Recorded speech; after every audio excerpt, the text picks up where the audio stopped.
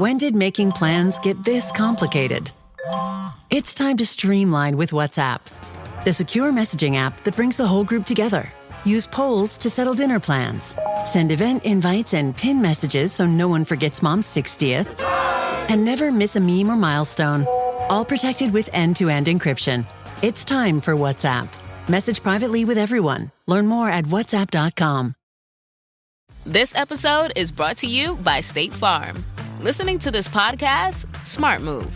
Being financially savvy? Smart move. Another smart move? Having State Farm help you create a competitive price when you choose to bundle home and auto. Bundling, just another way to save with the Personal Price Plan. Like a good neighbor, State Farm is there. Prices are based on rating plans that vary by state. Coverage options are selected by the customer. Availability, amount of discounts and savings, and eligibility vary by state. This is Optimal Relationships Daily, Preventative Counseling. What is it? By Alysha Jeney of modernlovecounseling.com. I still think many people have the misconception that couples counseling is only for couples who are on the verge of separating. That couples counseling is really just a last resort that requires a lazy effort and little to show for. I am beyond excited to report that through my experience as a therapist specializing in modern-day relationships, couples are voluntarily coming in with more hope and openness for their process, whatever that may look like. They aren't on the verge of breaking up. In fact, they're asking, how do we prevent separation? Or, we're pretty happy. How do we stay happy? Couples aren't wanting to come to counseling to serve as an outlet to get out of their relationship. In fact, they're coming to me to get better at being in it.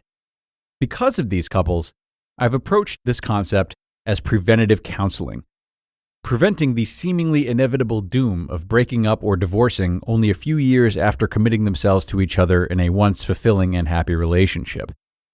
Why is divorce or separation always an option that plagues the back of our thoughts? Well, that's a whole other topic that would take a lot more time to dissect. For the purpose of throwing this out there now, I do believe that we live in a society that fears vulnerability, and we struggle, especially as a generation, with letting our guards down and really being seen by other people. So we mask it. This is happening while we upload our good photos on social media and dating sites. This is happening when we're getting to know someone on our first date. This is even happening when we are in a long-term committed relationship. But why? It seems so simple. Stop being afraid of being you. To avoid sounding harsh here, I will admit I used to struggle with this too. I hated being vulnerable, especially with men. I hated asking for what I needed, and to be 100% frank, I always felt alone, even when I had plans every other night and friends in every direction. No one really understood me.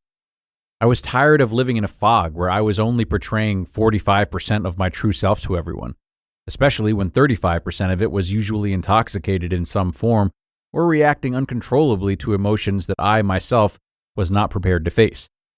Yes, at times I had fun, but looking back, I can understand why I was so isolated, and I didn't even realize it had everything to do with me.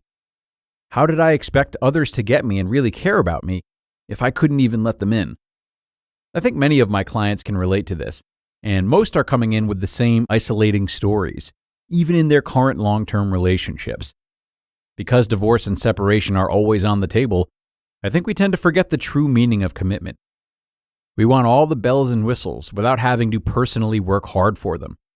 We expect the other person to fulfill us, to understand us. We expect that we will just one day wake up and feel completely fearless of sharing everything to our partner, and when that day doesn't come as obviously as we had fantasized, we start to push our partner away, even more in fear of never getting there. There must be someone else out there that can make me happy and who can understand me. That may be so, but will you avoid being vulnerable with them too? So, I get it. We're humans.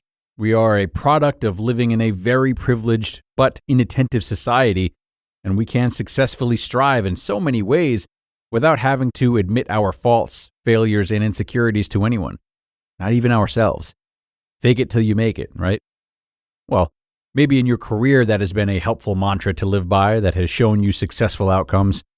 But in your relationships, not so much.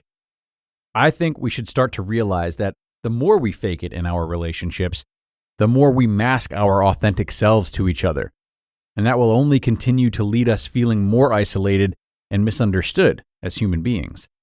Preventative counseling for couples has been, in my professional and personal opinion, one of the most rewarding approaches to helping people bridge the gap everyone at some point or situation has experienced of isolation and misunderstanding.